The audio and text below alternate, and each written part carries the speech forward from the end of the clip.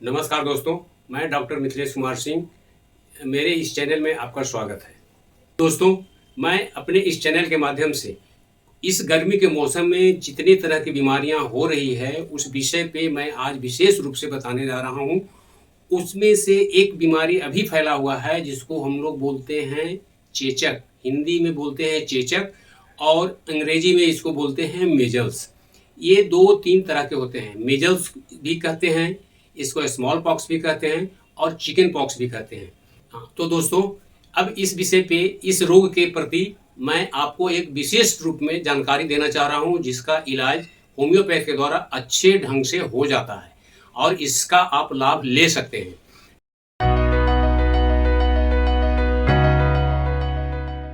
तो दोस्तों, अब मैं बताने जा रहा हूँ कि चेचक होता कैसे है। तो चेचक से लोग पहले ही डर जाते हैं कि ये पूरी पुरानी भावना बनी हुई है, हमारे अपने गांव समाज में बना हुआ है कि ये माता जी या धर्म से लोग जोड़ करके चलते हैं कि ये माता जी का प्रकोप है।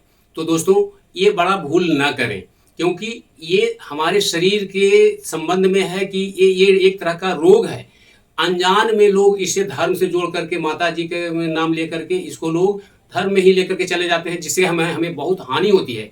तो दोस्तों, ये चेचक जो है एक जीवाणु संबंधित बीमारी है, जो हमारे समाज में एक जगह से दूसरे जगह बैठने पर, एक से दूसरे जगह संपर्क लेने पर, संपर्क होने पर, संपर्क करने पर, कपड़ा से, एक दूसरे के कपड़ा से, एक दूसरे के बिछावन से के संपर्क में आने से भी ये बीमारी फैलता है।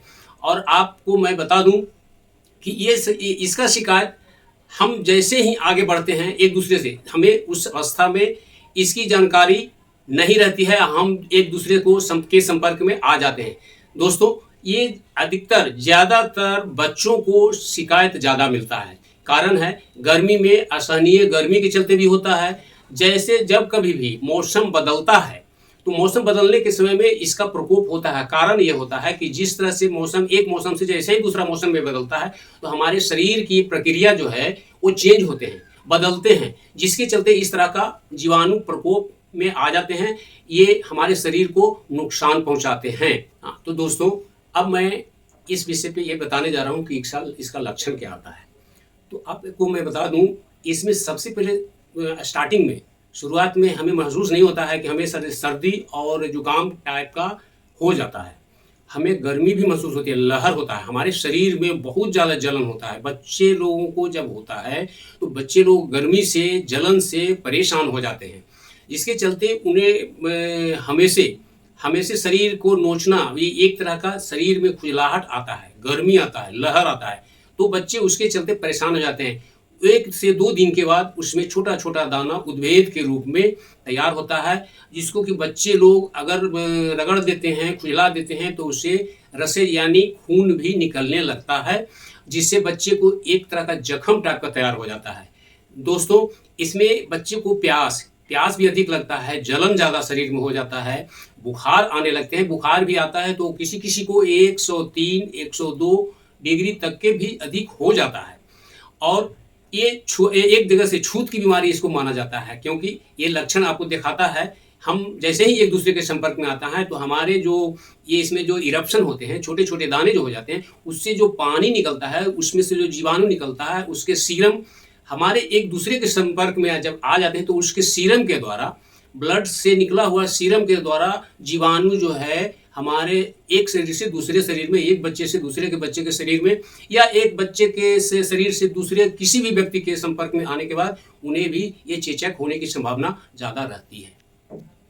तो दोस्तों, ये तो रही इस बीमारी के विषय में जानकारी दिए आपको। और अब मैं बताने जा रहा हूँ कि इसका आखिर में होम्योपैथ का इलाज क्या है। तो दोस्तों, इसका इलाज है, होम्योपैथ दवा का बहुत सटीक इलाज है, जिससे कि खाने से शरीर पर किसी भी तरह का कोई एंटी इफेक्ट नहीं होता। एक दवाई है मॉर्बिलिनम। तो मॉर्बिलिनम का 30 नंबर दवा छोटे छोटे बच्चों को, या 6 नंबर दवाई छोटे छोटे बच्चों को 2-2 बूंद अगर 3 बार हम दे देते हैं, तो 2 से 3 दिन के अंदर में ये अपने आप ऑटोमेटिकली ये ठीक हो जाता है। और दोस्तों, यदि बड़े लोगों को हो गया है, युवावस्था लोगों को हो गया है, बुजुर्ग लोगों को हो गया है, तो उसमें भी जो है ना 3 से 4 बूंद अगर हम दे देते हैं, 2 से 3 दिन दे देने के बाद आराम से ये ठीक हो जाता है। दोस्तों, ये तो एक दवा हुआ। मैं दूसरी दवा बताने जा रहा हूँ, वेरियोलिनम। वेरियोलिनम 30 नंबर का दवा है, बच्चों लोगों के लिए 6 नंबर का दवा है। हम ज़्यादातर उपयोग करते हैं जिसमें कि बुखार ज़्यादा होता हो या गर्मी ज़्यादा महसूस होता हो, शरीर में जलन ज़्यादा होता हो। उस अवस्था में अगर 3-3 खुराक, 2-2 बूंद का 3-3 खुराक, बच्चे लोगों को 2 बूंद और बुजुर्ग लोगों को या युवा अवस्था लोगों को 4 से 5 बूंद अगर 3 बार हम दे देते हैं तो बहुत आसानी से ये ठीक हो जाता है, बिना कोई दाग धब्बा के। तो दोस्तों, अब ये तो हो गई दवा की बात। अब मैं इसके लिए सावधानियां कुछ बता देना चाहता हूं, जिससे कि आप अगर सावधानी बरतें तो इससे छुटकारा पाया जा सकता है, ये फैलने से रोका जा सकता है। पहला बात कि हम एक दूसरे से संपर्क में ना आए, एक दूसरे के कपड़े का यूज ना करें, और यदि किसी बच्चे को हो गया है तो उसको गुनगुना पानी में हल्का पतला सा कपड़ा लेकर के या रुई से, कॉटन से, गौज से, किसी भी चीज़ से उसको गुनगुना पानी से भिजा करके और समूचे शरीर को साफ किया जा सकता है। कर देने से ये बीमारी फिर दोबारा दूसरे को कोई संपर्क में आने पर फैलता नहीं है। दोस्तों, ये तो रही दवा का और रोग का और उसका प्रिकॉशन, सावधानियाँ बरतने का उपाय हमने आपको बता दिया। दोस्तों, अब इस जानकारी आपको कैसा लगा, दूसरे दोस्तों में, परिवार में शेयर करें, लोगों को बताएं, चैनल को सब्सक्राइब करें, इसको लाइक करें। दोस्तों, और यदि किसी भी विषय में, इस रोग के बारे में या और किसी भी रोग के बारे में अगर और विशेष तरह से किसी भी प्रकार का कोई जानकारी यदि लेना हो तो आप कमेंट्स करें। धन्यवाद।